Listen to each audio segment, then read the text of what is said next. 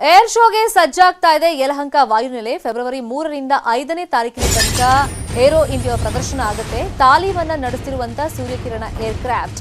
So ಎಲ್ಲರಿಗೂ ನೆನಪಿರಬಹುದು, 2 ವರ್ಷಗಳ ಹಿಂದೆ ತಾಲೀಮು ನಡೆಸ್ತಾ ಇದ್ದ ವೇಳೆನೇ ಒಂದು ದುರ್ಘಟನೆ ನಡೆದಿತ್ತು. ಆ ಘಟನೆಯಿಂದ ನೊಂದವರಿಗೆ ಇದೀಗ ಪರಿಹಾರ ಸಿಕ್ಕಿದೆಯಾ? ಸೂರ್ಯಕಿರಣ ಬಿದ್ದಿದ್ದ ಸ್ಥಳ ಈಗ ಹೇಗಿದೆ?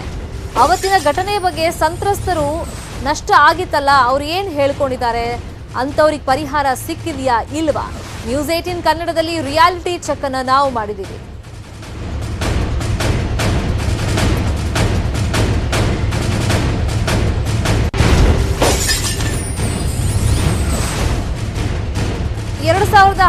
ಫೆಬ್ರವರಿ 19ನೇ ತಾರೀಕು ಘಟನೆ ನಡೆದಿದ್ದು. ಅವತ್ತಿನ ಘಟನೆ ಆದ್ಮೇಲೆ ಸಂತ್ರಸ್ತರಿಗೆ ಲಾಸ್ ಆಗಿತ್ತು. ಪರಿಹಾರದ ಭರವಸೆನೂ ಸಿಕ್ಕಿತ್ತು, ಆದ್ರೆ ನಿಜಕ್ಕೂ ಪರಿಹಾರ ಸಿಕ್ಕಿದೆಯಾ ಇಲ್ವಾ?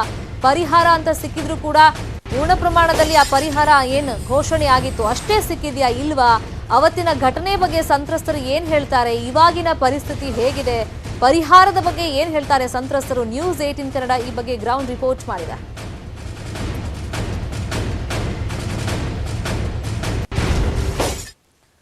ಫೆಬ್ರವರಿ 19ನೇ ತಾರೀಕು 2019ರಲ್ಲಿ ಈ ಒಂದು ಅಪಘಾತ ನಡೆದಿತ್ತು. ಸೂರ್ಯಕಿರಣ್ ಟ್ರೈನಿಂಗ್ ಅನ್ನು ಮಾಡುವಾಗ ಅಲ್ಲಿ ರಿಹರ್ಸಲ್ ಮಾಡುವಂತ ಟೈಮ್ನಲ್ಲಿ ಅಪಘಾತಕ್ಕೀಡಾಗಿತ್ತು. ಈ ಅಪಘಾತದಲ್ಲಿ ಮನೆಯೊಂದಕ್ಕೆ ಹಾನಿಯಾಗಿತ್ತು.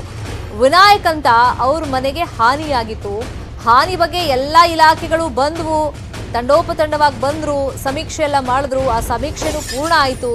ಆ ಟೈಮ್ನಲ್ಲಿ ಅವ್ರು ಹೇಳಿದ್ದು ವಿನಾಯಕ್ ಮನೆ ದುರಸ್ತಿಗೆ 2.5 ಲಕ್ಷ ರೂಪಾಯಿ ಖರ್ಚಾಗುತ್ತೆ ಅಂತ. ಆದ್ರೆ ಬಿಬಿಎಂಪಿ ಮಾಡಿರುವಂತ ಬಿಲ್ ನೋಡಿದ್ರೆ ಅದರಲ್ಲಿ 2 ಲಕ್ಷ ಅಂತ ಮಾತ್ರ ಅವರು ಮೆನ್ಷನ್ ಮಾಡಿದ್ದಾರೆ. ಮತ್ತೊಬ್ರು ಸಂತ್ರಸ್ತರು ಅಂತಂದ್ರೆ ಸಂಜೀವ್ ರೆಡ್ಡಿ, ಅವರ ಟ್ರ್ಯಾಕ್ಟರ್ಗೂ ಹಾನಿಯಾಗಿತ್ತು.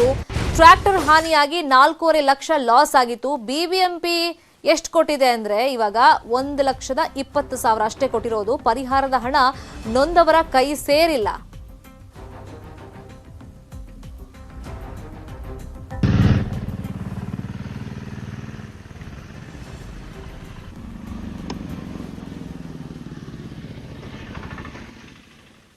ಏನಂದ್ರೆ 2.5 ಲಕ್ಷ ಖರ್ಚಾಯ್ತು ಸರ್. ಅವರು ಬಿಎಂಪಿ ಅವರು ಮತ್ತೆ ಇವರು ಎಲ್ಲ ಎಸ್ಟಿಮೇಷನ್ ಮಾಡಿದ 2 ಲಕ್ಷ ಮಾಡಿದ್ದಾರೆ ಎಸ್ಟಿಮೇಷನ್. ಅದು ಏನು ಮಾಡಿದ್ದಾರೆ, ಆದರೆ ಯಾವುದೂ ಹಣ ನಮ್ಗೆ ಇನ್ನೂ ಸಿಕ್ಕಿಲ್ಲ.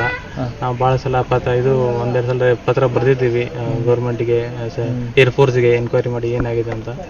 ಆದರೆ ಇನ್ನು ಅದರದ್ದು ರಿಪ್ಲೈ ಅಂದರೆ ಇನ್ನು ಅಲ್ಲಿ ಪೆಂಡಿಂಗ್ ಇದೆ, ಇಲ್ಲಿ ಪೆಂಡಿಂಗ್ ಇದೆ ಅಂತ. ಏರ್ಫೋರ್ಸ್ಗೆ ಕಂಪ್ಲೇಂಟ್ ಮಾಡಿದಾಗ ಅದೇ ನಮ್ಮ ಹತ್ರ ಇದಾಗಿದೆ, ಇಲ್ಲಿಂದ ಈಗ ಅಕೌಂಟ್ ಸೆಕ್ಷನ್ ಹೋಗಿದೆ, ಅಲ್ಲಿ ಸ್ಯಾಂಕ್ಷನ್ ಆಗಬೇಕು, ಅಲ್ಲಿ ಅವ್ರ ಹತ್ರ ಫಾಲೋಅಪ್ ಮಾಡಿ ಅವರು ಆದರೆ ಅಲ್ಲಿ ಕಳಿಸಿದ್ರು ಅಂತ ಹೇಳ್ತಾರೆ. ಇದೇ ಥರ ಅದು ಮುಂದೆ ಹೋಗ್ತಾನೆ ಇದೆ. ಇದು ಪಕ್ಕದ್ದು ಒಂದು ಮನೆ ವಿನಾಯಕ್ ಅಂದ್ಬಿಟ್ಟು ಆ ಮನೆನೂ ಹೋಯ್ತು. ಮತ್ತೆ ಒಂದು ಕಾರ್ ನಿಂತಿತ್ತು ನಮ್ಮ ಟ್ಯಾಕ್ಟ್ರಿ ಹಿಂಭಾಗದಲ್ಲಿ, ಅದು ಸುಟ್ಟು. ಅವ್ರಿಗೂ ನಮಗೂ ಯಾರಿಗೂ ಒಂದು 4-5 ಲಕ್ಷ ಪರಿಹಾರ ಕೊಡೋಕ್ಕೆ 2 ವರ್ಷ ಬೇಕಾ? ಮತ್ತೆ ಏರ್ ಶೋ ಬರ್ತಾ ಇದೆ.